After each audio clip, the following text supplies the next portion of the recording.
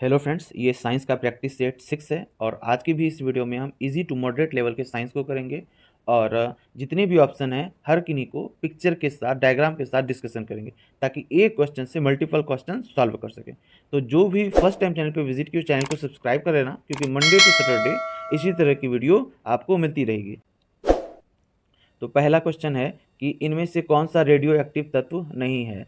ठीक है, ऑप्शन दे रखा है अल्फा किरण, बीटा किरण, एक्स किरण, कोई नहीं या एक से अधिक। तो ये क्वेश्चन है रेडियो एक्टिव वाले चैप्टर से, यानी इनमें से पूछा गया कि कौन सा रेडियो एक्टिव तत्व नहीं है। तो फर्स्ट ऑफ ऑल किसी भी स्टूडेंट को नहीं वाले ऑप्शन में गोल कर देना चाहिए, क्योंकि ज़्यादातर स्टूडेंट को वहीं पे मिस्टेक होती है। तो इस क्वेश्चन में जो है कि जो अल्फा किरण है, ठीक है, ये भी रेडियो एक्टिव एलिमेंट है, बीटा जो किरण है ये भी रेडियो एक्टिव एलिमेंट है, एक्स किरण रेडियो एक्टिव एलिमेंट नहीं है। तो दो क्वेश्चन सही हैं, तो इसका राइट आंसर हो जाएगा एक से अधिक। इस क्वेश्चन का राइट आंसर क्या होगा? एक से अधिक। अब इस क्वेश्चन को हम डायग्राम के साथ डिस्कशन कर लेते हैं और देख लेते हैं किस प्रकार रेडियो एक्टिव एलिमेंट जो होती है विखंडित होती है तो अल्फा बीटा गामा किरणें निकलती है। जब रेडियो एक्टिव एलिमेंट का विखंडन होता है तो तीन तरह की किरणें निकलती है, अल्फा किरण, गामा किरण, बीटा किरण। जो अल्फा किरण होते हैं वो नेगेटिव टर्मिनल की ओर मूव करते हैं। क्यों करते हैं मूव? क्योंकि जो अल्फा कण होते हैं वो पॉजिटिव होते हैं, ठीक है, और जो बीटा कण होते हैं वो नेगेटिव भी होते हैं। वैसे आजकल पॉजिटिव भी देखा गया है, पाया गया है वैज्ञानिकों के द्वारा। तो जो अल्फा कण पॉजिटिव होते हैं, तो आप जैसा कि जान रहे हैं पॉजिटिव पॉजिटिव टर्मिनल एक दूसरे को रिपल्सन करती है, नेगेटिव नेगेटिव टर्मिनल एक दूसरे को रिपल्सन करती है, और अगर चार्जेस डिफरेंस रहे पॉजिटिव नेगेटिव तो एक दूसरे को अट्रैक्ट करती है। तो इस वजह से अल्फा पॉजिटिव होने की वजह से इधर एक लेआउट लगाया गया नेगेटिव का, तो उधर की ओर, चूंकि नेगेटिव पॉजिटिव एक दूसरे को अट्रैक्ट करती थी इसीलिए अल्फा उधर गया।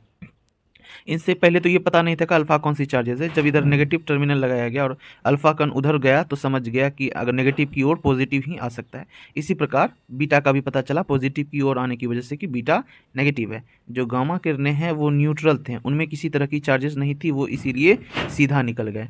और सीधा निकलने की वजह से इसमें ये भी कैरेक्टर पता चला कि जो गामा किरणें हैं वो एक विद्युत चुंबकीय तरंग भी है, ठीक है, उनमें तरंग दैर्ध्य बहुत अधिक होता है, इस वजह से वो सीधा गमन कर गए। अब अगला देख लेते हैं, क्वेश्चन डिस्कस कर लेते हैं। इलेक्ट्रोमैग्नेटिक स्पेक्ट्रम या इलेक्ट्रोमैग्नेटिक वेव, विद्युत चुंबक तरंग, कितने तरंग हैं जो विद्युत चुंबकीय तरंग हैं। ठीक है, सबसे पहले विद्युत चुंबक तरंग के बारे में एक स्पेसिफिक कैरेक्टर में बता देता हूं, एक बेसिक सा कैरेक्टर। जो भी विद्युत चुंबकीय तरंग होंगे उसको चलने के लिए, उसको संचरण के लिए कोई भी माध्यम की आवश्यकता नहीं होगी। नो, एक मिनट मैं लिख दे रहा हूं यहां पे, नो नीड मीडियम, उनको चलने के लिए मीडियम की आवश्यकता नहीं होगी। और जितने भी इलेक्ट्रोमैग्नेटिक वेव हैं वो सभी क्या होंगे? आपके अनुप्रस्थ तरंग होंगे। और जो भी तरंग अनुप्रस्थ होते हैं उनको गमन करने के लिए किसी भी माध्यम की आवश्यकता नहीं होती। हाँ, ऐसा नहीं कि वो माध्यम में गमन नहीं करते, वो माध्यम में भी गमन करते हैं, ठीक है, बट बिना माध्यम के भी वो गमन कर सकते हैं। जहां पे निर्वात होगा जैसे स्पेस में, वहां पे भी जो इलेक्ट्रोमैग्नेटिव है वो भी गमन कर सकते हैं। तो देखिए सीक्वेंस दिया हुआ है, इधर उच्च आवृत्ति है और इधर उच्च तरंग दैर्ध्य है, ठीक है। तो इस प्रकार डिसाइड होता है। तो सबसे कम तरंग दैर्ध्य किसका है? गामा किरण का। पहले गामा किरण होगा, फिर एक्स किरण होगा, फिर अल्ट्रा वायलेट रे यानी यूवी रे, फिर उसके बाद विजिबल लाइट्स होंगे। विजिबल लाइट्स में भी सीक्वेंस दे के रखा है, विविग्योर, VIBGYOR, यानी एक तरफ रेड का वैल्यू ज्यादा है, एक तरफ वायलेंट का यानी बैगनी रंग का वैल्यू ज्यादा है। दोनों तरफ दो रंग हैं, इसके बारे में भी मैं भी बता दूं। पहले अगला देख लेते हैं, उसके बाद है इंफ्रारेड रेज, माइक्रोवेव और फिर रेडियो वेव। ये सभी इलेक्ट्रोमैग्नेटिक वेव हैं, ठीक है, ये चीज आप ध्यान दीजिएगा। अब एक चीज और जो कि आपको याद रखना है, इधर वाले जो होंगे इनका तरंग दैर्ध्य उच्च होगा, इधर वाले जो होंगे इनका तरंग दैर्ध्य कम होगा। इधर वाले जो होंगे इसकी आवृत्ति उच्च होगी, जो इधर वाले होंगे उसकी आवृत्ति कम होगी। यानी जिधर तरंग दैर्ध्य अधिक होगा उधर आवृत्ति बहुत कम होगी, और जिधर आवृत्ति अधिक होगी उधर तरंग दैर्ध्य कम होगा। और जिधर आवृत्ति अधिक होगी भैया, ये बात ध्यान दीजिएगा, उधर ऊर्जा भी अधिक होगी, और अधिक ऊर्जा के कारण कोई चीज फैलता है, ये बात भी आप ध्यान दीजिएगा, ठीक है, ये बात आप ध्यान दीजिएगा। अब बात कर लेते हैं, तो गामा चूंकि इलेक्ट्रोमैग्नेटिक वेव में आ गया, इसके पीछे यही वजह है कि इसमें जो है कि कहीं ना कहीं तरंग दैर्घ्य उन सब की अपेक्षा था अलग, और ये इसके लिए मीडियम की आवश्यकता नहीं होती है, इसीलिए ये सीधा निकल गए, इसी वजह से ये इलेक्ट्रोमैग्नेटिक वेव में आ गए। ठीक है, उसके बाद एक्सरे भी इलेक्ट्रोमैग्नेटिक वेव है, यूवी भी है इलेक्ट्रोमैग्नेटिक वेव, और जो विजिबल लाइट है, विजिबल लाइट में जो बैगनी रंग होते हैं, ये बात ध्यान दीजिएगा, उसकी आवृत्ति बहुत उच्च होती है और ऊर्जा भी बहुत उच्च होती है। याद रखिएगा, जिसकी आवृत्ति उच्च रही और जिनका तरंगदैर्घ्य कम रहा, वो चीज अधिक फैलेगा, वो चीज अधिक फैलेगा। इसीलिए आसमान का रंग बैगनी दिखाई देता है, क्योंकि बैगनी रंग जो है, आसमानी रंग अधिक फैलते हैं। क्यों? क्योंकि उसका तरंगदैर्घ्य कम होता है, तरंगदैर्घ्य कम होगा तो और आवृत्ति उच्च होगी, जैसे ही तरंगदैर्घ्य कम होगा जिनकी, उनकी आवृत्ति उच्च होगी, और आवृत्ति उच्च रहने का मतलब वो अधिक फैलेगा।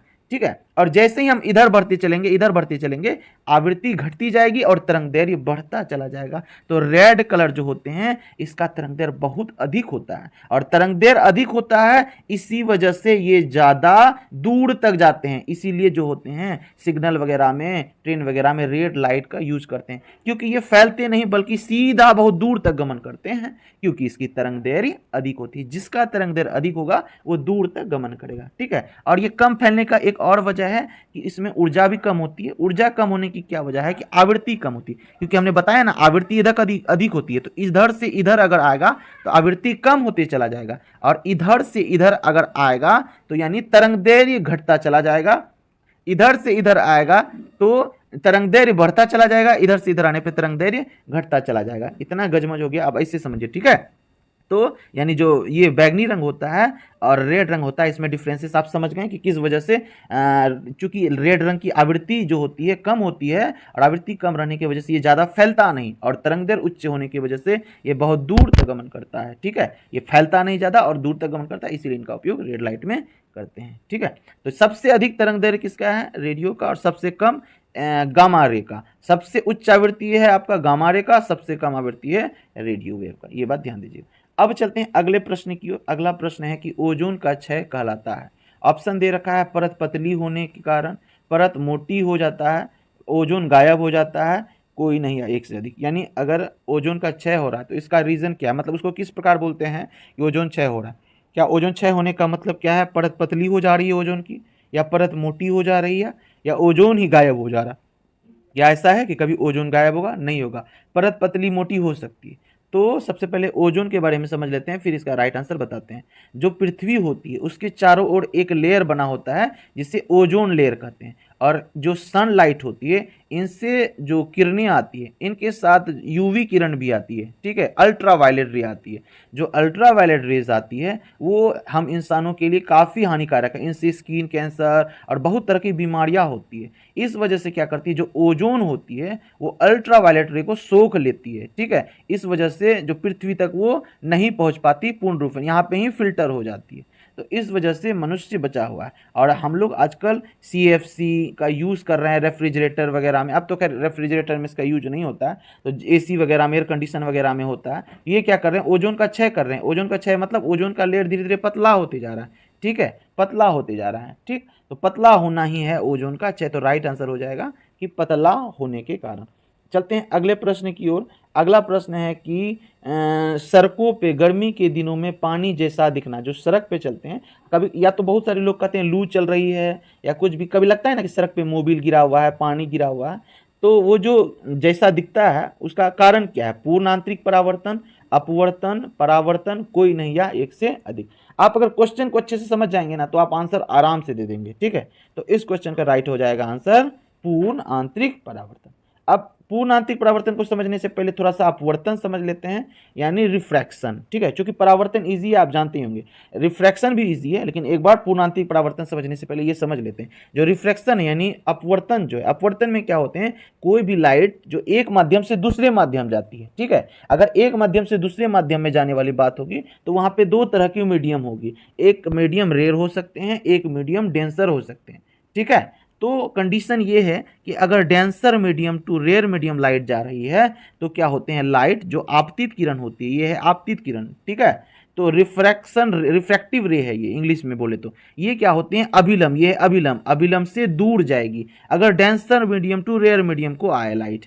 ठीक, अगर रेयर मीडियम से डेंसर मीडियम को लाइट आए तो अभिलंब की ओर झुकती है। ठीक है, किस ओर झुकती है? तो अभिलंब की ओर झुकती है। तो ये चीज पहला कॉन्सेप्ट आपको क्लियर करना था। अब आप समझ जाएंगे कि पूर्ण आंतरिक परावर्तन क्या है। बस ये आप समझ गए ना कि अभिलंब से दूर क्यों जाता है। थोड़ा सा ये चीज नोट करके रखिए क्योंकि अभी आएगा। जब डेंसर टू रेयर मीडियम जा रहा है तो अभिलंब से दूर हटता है। तो ये जो है आपका डेंसर मीडियम है और ये आपका रेयर मीडियम है। ठीक है, यहाँ देखिए है ना, डेंसर टू रेयर आ रहा है तो ही लाइट दूर जा रहा है। तो यहाँ पे रेयर मीडियम कौन हो गया? एयर जो है आपका रेयर मीडियम हो गया और वाटर डेंसर मीडियम होगा। जब डेंसर टू रेयर मीडियम जाएगा तो क्या होती है? अभिलंब से दूर हटती लाइट। देखिए अभिलंब से दूर हट रही है, अभिलंब है ना यहाँ, देखिए यहाँ पे दूर हट रही है। जब दूर हटती है, हटती जाती है और इतना हट जाता है कि वो 90 डिग्री के बराबर पहुंच जाता है। तो 90 डिग्री के बराबर अगर पहुंच जा रहा है, ये देखिए 90 डिग्री का कोण बन गया ना। अगर 90 डिग्री का कोण बन गया तो उन्हें कहते हैं क्रांतिक कोण यानी क्रिटिकल एंगल। ये भी पूछा जाता है। क्रांतिक कोण बराबर होता है 90 डिग्री के बराबर होता है क्रांतिक कोण। क्रांतिक कोण कब संभव है? देखिए क्वेश्चन कितना बन रहा है। जब denser medium to rare medium जाते हैं लाइट तो बनता है क्रांतिक कोण। अब पूर्ण आंतरिक परावर्तन में भी वही है। मैं इसको हटा दूं ताकि ये समझने में आसानी हो। तो ये देखिए जो लाइट है 90 डिग्री तक तो पहुंचा ही झुकते झुकते, यहां गया, यहां से झुक के 90 डिग्री पहुंचा और इतना ना दूर हटते जाता है विलंब से कि जिस माध्यम से आ रहा है उसी माध्यम को लौट जाता है। तो ये घटना कहलाती है टोटल इंटरनल रिफ्लेक्शन यानी पूर्ण आंतरिक परावर्तन। ठीक है, अब समझ गए। जब इस तरह की घटना होती है तो हमें दिखती है मृगमारीचिका। मृगमारीचिका क्या है? वही जब हम धूप में जो है ना दो मीडियम क्रिएट हो जाती है, गर्म हवा और ठंडी हवा, उनमें से कोई एक रेयर मीडियम एक डेंसर मीडियम होती है, तो वहां पे ये कंडीशन होते हैं जिसकी वजह से हमें लगता है कि सड़कों पे पानी है और रेगिस्तान में पानी है। चलते हैं अब अगले प्रश्न की ओर। अगला प्रश्न है कि शून्यकारी किसे कहते हैं? ऑप्शन दिया है जब विस्थापन शून्य हो, बल और विस्थापन 90 डिग्री, जब बल शून्य हो, कोई नहीं या एक से अधिक। तो इस क्वेश्चन का क्या आंसर हो जाएगा? इस क्वेश्चन का एक से अधिक राइट आंसर हो जाएगा। क्यों राइट अधिक आंसर हो जाएगा? क्योंकि ये भी आंसर सही है और ये भी आंसर सही है। कार्य की बात करी गई है तो W बराबर होता है कार्य बराबर होता है Fs कोस थीटा। ठीक है, तो देखिए अगर हम लोग विस्थापन को शून्य कर दें, हम लोगों को तो पता ही होगा कि अगर विस्थापन शून्य है तो चाहे बल कितना भी लगा लो, W क्या हो जाएगा? ऑलरेडी शून्य हो जाएगा, यानी कार्य क्या हो जाएगा? शून्य हो जाएगा। या फिर आप जो है कि बल और विस्थापन के बीच का कोण जो थीटा दिया हुआ कोण अगर 90 डिग्री का हो तो क्या हो जाएगा? आपका ये हो जाएगा कार्य शून्य हो जाएगा। ठीक है, वो किस प्रकार होता है? जैसे आप बल लगा रहे हैं, ठीक है, यहाँ पे कोई वस्तु है, बल लगा रही है इधर को और विस्थापित हो रहा है इधर को। ठीक है, तो बल और विस्थापन के बीच बना 90 डिग्री का कोण। 90 डिग्री का कोण बना तो कोस 90 का वैल्यू बैठाइएगा तो विस्थापन भी जीरो हो जाएगा। तो विस्थापन जीरो हो चाहे बल और विस्थापन के बीच 90 डिग्री का कोण बने तो दोनों सही है, दोनों क्या करेंगे? कार्य को शून्य कर देंगे। यानी दोनों कंडीशन में कार्य क्या कहलाता है? कि नहीं हुआ यानी कार्य शून्य है। तो ये आपका एक से अधिक राइट आंसर हो जाएगा। चलते हैं अगले प्रश्न की ओर। अगला प्रश्न है कि मनुष्य में इंसुलिन का निर्माण करता है। ऑप्शन दे रखा है अल्फा कोशिका, बीटा कोशिका, कुफर कोशिका, कोई नहीं या एक से अधिक। ये हार्मोन वाले चैप्टर से ये सवाल है। तो इंसुलिन की बात करी जा रही है, तो अगर आप जान रहे होंगे इंसुलिन का निर्माण कहाँ से होता है, कैसे होता है, तो आप मार सकते हैं। तो इस क्वेश्चन का सबसे पहले मैं तो राइट आंसर बता दूं, फिर डिस्कशन करेंगे। बीटा कोशिका। अब जान लीजिए जो ये अल्फा कोशिका बीटा कोशिका होती है, दोनों ही पेनक्रियाज जो होते हैं हमारे शरीर में उसी में प्रेजेंट होते हैं। ठीक है, जो कि आगे हम अभी आपको डायग्राम के साथ समझाएंगे। थोड़ा सा इसके बारे में देख लें। कुफर सेल जो होते हैं लीवर में पाए जाते हैं, जिसका कोई यहाँ पे लेना देना है ही नहीं इंसुलिन से। तो यहाँ देखिए ये है आपका पेनक्रियाज। ठीक है, ये है डिओडेनम यानी स्टोमेक, ये छोटी आंत का जो ऊपर वाला भाग होता है डुओडेनम होता है। डुओडेनम से ही जुड़ा रहता है आपका ये पेनक्रियाज। ये है आपका पेनक्रियाज।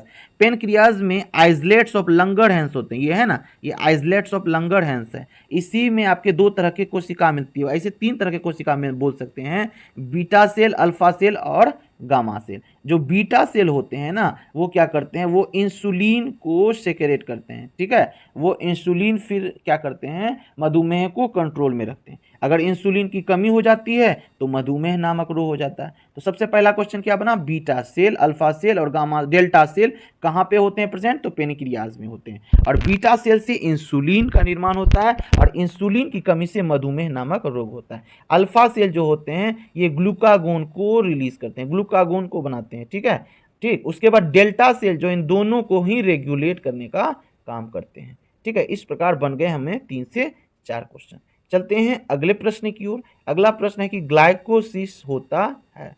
ठीक है, जो ग्लाइकोसिस होता है वो कहाँ होता है। ठीक, अब देखिए ग्लाइकोसिस आपके प्रेजेंट होते हैं कोशिका द्रव्य में। अगर आपने एरोबिक रेस्पिरेशन वाला वीडियो देखा होगा तो उसमें ये मैंने बता रखा है कि ग्लाइकोसिस जो है ग्लाइकोलिसिस है, स्पेलिंग थोड़ा सा मिस्टेक हो जाता है हिंदी टाइपिंग में, ग्लाइकोलाइसिस। ठीक है, ग्लाइकोलाइसिस। ग्लाइकोलाइसिस कहाँ प्रेजेंट होते हैं, मतलब कहाँ होते हैं, जो सेल्स है, सेल्स है, सेल्स के ही अंदर आपके पाए जाते हैं सेल फ्लूइड, यानी जिसको कि क्या बोलते हैं हम लोग, साइटोप्लाज्म। साइटोप्लाज्म को हिंदी में कहते हैं कोशिका द्रव। इसी कोशिका द्रव में ग्लाइकोलाइसिस होते हैं। ठीक है, ये एटीपी निर्माण की प्रक्रिया है। ठीक है, चलते हैं अगले प्रश्न। मैट्रिक्स जो होते हैं कहाँ प्रेजेंट होते हैं, ये माइटोकॉन्ड्रिया में प्रेजेंट होते हैं मैट्रिक्स। ठीक है, जो ग्लाइकोलाइसिस होते हैं वो तो होते हैं कोशिका द्रव में, और जो क्रेब्स साइकिल चलते हैं, क्रेब्स साइकिल जो एटीपी निर्माण की ही प्रक्रिया है। ठीक है, ग्लूकोज से ग्लाइकोलाइसिस होता है जिसके फलस्वरूप 2 पायरुविक एसिड बनते हैं। थोड़ा सा बता ही दूं, जो ग्लूकोज है इनसे क्या बनते हैं, 2 पायरुविक एसिड बनते हैं। ये प्रोसेस क्या कहलाता है, ये प्रोसेस ग्लाइकोलाइसिस कहलाता है, जो कहाँ होते हैं, कोशिका द्रव्य में होते हैं। फिर 2 पायरुविक एसिड प्रवेश करते हैं माइटोकॉन्ड्रिया में, माइटोकॉन्ड्रिया में होते हैं यही मैट्रिक्स। इसी मैट्रिक्स में चलते हैं क्रेब्स साइकिल, इसके फलस्वरूप कार्बन डाइऑक्साइड भी बाहर निकल जाते हैं, फिर जाके 32 एटीपी भी बनते हैं आगे चल के, 32 नहीं 36 एटीपी बनते हैं। ठीक है, 36 एटीपी। हर जगह अलग अलग तरह की बातें लिखी, बस यहाँ जानिए सबसे अधिक एटीपी यही बनते हैं माइटोकॉन्ड्रिया में। ठीक है, चलते हैं अगले प्रश्न।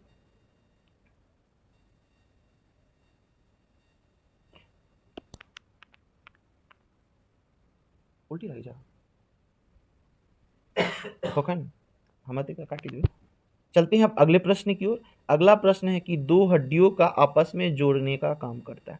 इसका ऑप्शन दिया हुआ है लिगामेंट, टेंडन, कॉलिजेन, सॉरी कार्टिलेज, कोई नहीं या एक से अधिक। तो ये काफ़ी इजी क्वेश्चन है, स्केलेटन सिस्टम वाले चैप्टर में आप पढ़ेंगे या फिर जब आप कनेक्टिव टिश्यू पढ़ेंगे उसमें भी ये दिया हुआ है कि ये हड्डियों को, 2 हड्डियों को जोड़ना है। ठीक है, हड्डी है, हड्डी यानी बोन्स, बोन्स है, इसको जोड़ने का काम कौन करता है, तो वो करता है लिगामेंट। अब टेंडन और के बारे में समझ लेते हैं। ठीक है, जो लिगामेंट और टेंडन, देखिए जो लिगामेंट है, जब हड्डी हड्डी 2 बोन्स, ये एक बोन्स है, ये एक बोन्स है, आपस में किसके द्वारा जुड़ा हुआ होता है, तो यही है आपका लिगामेंट। ठीक है, यानी 2 बोन्स को जोड़ने का काम करते हैं ये लिगामेंट। और जो बोन्स होते हैं और मसल्स जो होते हैं, देखिए यहाँ पे ये वाला चित्र आप जान ही होंगे, इस टाइप का चित्र कहाँ यूज होता है, मसल्स में, और ये है बोन्स। ठीक है, जब मसल्स और बोन्स आपस में जुड़ते हैं तो वो कौन जोड़ने का काम करता है, टेंडन करता है। ठीक है, तो लिगामेंट और टेंडन का यही काम होता है। चलते हैं अगला प्रश्न है। अगला प्रश्न है कि परमाणु संख्या 17 वाले तत्व कौन से आवर्त में है, पहले आवर्त, दूसरे आवर्त, तीसरे आवर्त, कोई नहीं या एक से अधिक। तो ये जो सवाल है आपका, ये पीरियोडिक टेबल से, और ये काफ़ी इंपॉर्टेंट चैप्टर है पीरियोडिक टेबल। इनसे बहुत तरह के सवाल बन जाते हैं आपके टीआरई में, एनटीपीसी, एसएससी, लगभग एग्जाम में आपके इससे सवाल बनते हैं।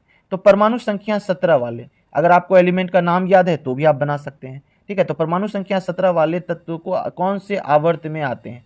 ठीक, एक तो पहली बात, आवर्त निकालने सीखना होगा आपको, ग्रुप निकालने सीखना होगा आपको। मैं इसमें आवर्त निकालने बता देता हूं आपको, लेकिन जो मैं एक स्पेशल वीडियो बनाऊंगा उसमें मैं आवर्त कैसे निकालनी है, जो पीरियोडिक टेबल वाला वीडियो लाऊंगा उसमें आवर्त कैसे निकालना है, ग्रुप कैसे निकालना है, ये सब मैं बताऊंगा। तो आवर्त निकालने का काफ़ी इजी टेक्निक है। आवर्त काल बराबर होते हैं कक्षों की संख्या। ठीक है, कक्षों की संख्या, यानी जितने कक्षों की संख्या होगी वही समझिए आवर्त है, उतने ही आवर्त है। जैसे अगर यहाँ पे दिए हुए हैं, आप अगर आपको याद रहा तो अच्छी बात है, ऐसे तो क्लोरीन आपको याद नहीं है तो ठीक है, नहीं है, बस ये जान लीजिए क्लोरीन जो है आपका, क्लोरीन का ही परमाणु संख्या है 17। अगर आप इसका इलेक्ट्रॉनिक कन्फिग्रेशन निकालते हो, इससे 2, 8, 10 हो गए, 7, 17, तो इसमें कितने कक्ष हैं, कितने कक्ष देखने को मिले आपको, 1 कक्ष, 2 कक्ष, 3 कक्ष। तो जितने कक्ष होंगे समझिए उतना ही, उतने वाले पीरियड के ये तत्व हैं या एलिमेंट है।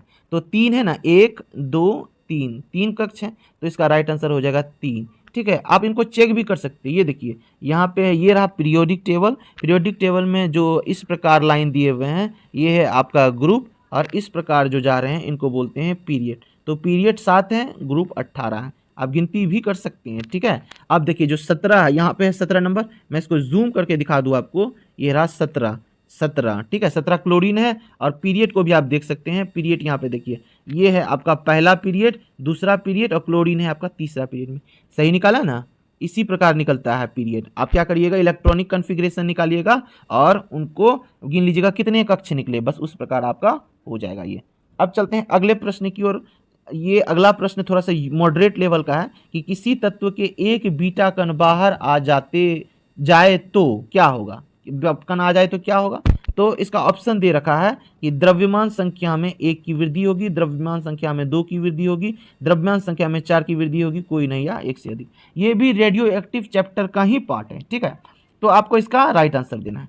ठीक है, तो सबसे पहले देख लीजिए बीटा कण का उत्सर्जन होगा तो क्या होगा, बाहर आना यानी उत्सर्जन होना। ठीक है, जब रेडियो एक्टिव एलिमेंट रिएक्ट करते हैं और जब उनसे एलिमेंट किरण बाहर आते हैं अल्फा बीटा, तो वो उसके अकॉर्डिंग किस प्रकार क्या होता है। देखिए, जब बीटा कण के उत्सर्जन होते हैं यानी अगर एक बीटा कण उत्सर्जित हुआ तो उसके द्रव्यमान संख्या में कोई परिवर्तन नहीं होगा क्योंकि द्रव्यमान संख्या वही रहती है। ठीक है, लेकिन परमाणु संख्या 1 से बढ़ जाती है। ठीक है, जो मान लीजिए यहाँ पे आपका इस प्रकार पीरियोडिक टेबल हमने बनाया। ठीक है, ये बनाया पीरियोडिक टेबल, समझ लीजिए यहाँ का एक एलिमेंट है। ठीक है, यहाँ भी एलिमेंट है, यहाँ भी एलिमेंट। तो अगर कोई एलिमेंट है, अगर उनसे एक बीटा कण निकल जाते हैं तो परमाणु संख्या में 1 की वृद्धि हो जाती है। तो जो इस ग्रुप के एलिमेंट थे अब वो इस ग्रुप के एलिमेंट बन जाएंगे। ठीक है, जैसे यूरेनियम लेड बन जाता है, यूरेनियम से अगर उत्सर्जन कराया जाना बीटा गामा जो भी, तो उसके अनुसार जो यूरेनियम होते हैं लेड बन जाते हैं। अब पता है कैसे लेड बन जाते हैं, तो यही परमाणु संख्या में वृद्धि हो जाती है, किसी में परमाणु संख्या में कमी हो जाती है। ठीक है, तो बीटा कण में वही होता है कि जो परमाणु संख्या होती है 1 की वृद्धि होगी, 1 की, सिर्फ ज्यादा नहीं बढ़ाइएगा, 1 बीटा कण 1 परमाणु की ही वृद्धि होगी, बढ़ जाती है, लेकिन द्रव्यमान संख्या में कोई परिवर्तन नहीं होता है। अगर फलना यहाँ का कोई एलिमेंट है, अगर इसका परमाणु द्रव्यमान 13 है, परमाणु संख्या मान लीजिए 2 है, कुछ भी दे रहा हूं मैं एग्जाम्पल के लिए, तो परमाणु ये क्या बन जाएंगे, अब क्या हो जाएंगे, यहाँ पे 3 हो जाएंगे और यहाँ पे लेकिन 13 का 13 ही रहेगा, लेकिन अल्फा में अलग कंडीशन होते हैं।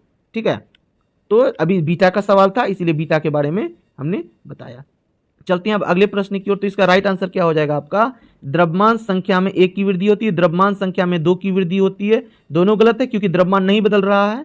द्रव्यमान संख्या में 4 की वृद्धि होती है, यानी तीनों गलत है, तो राइट आंसर हो जाएगा कोई नहीं। ठीक है, क्योंकि यहाँ पे हमने क्या देखा कि द्रव्यमान संख्या वही रहती है लेकिन परमाणु संख्या बढ़ जाती है 1।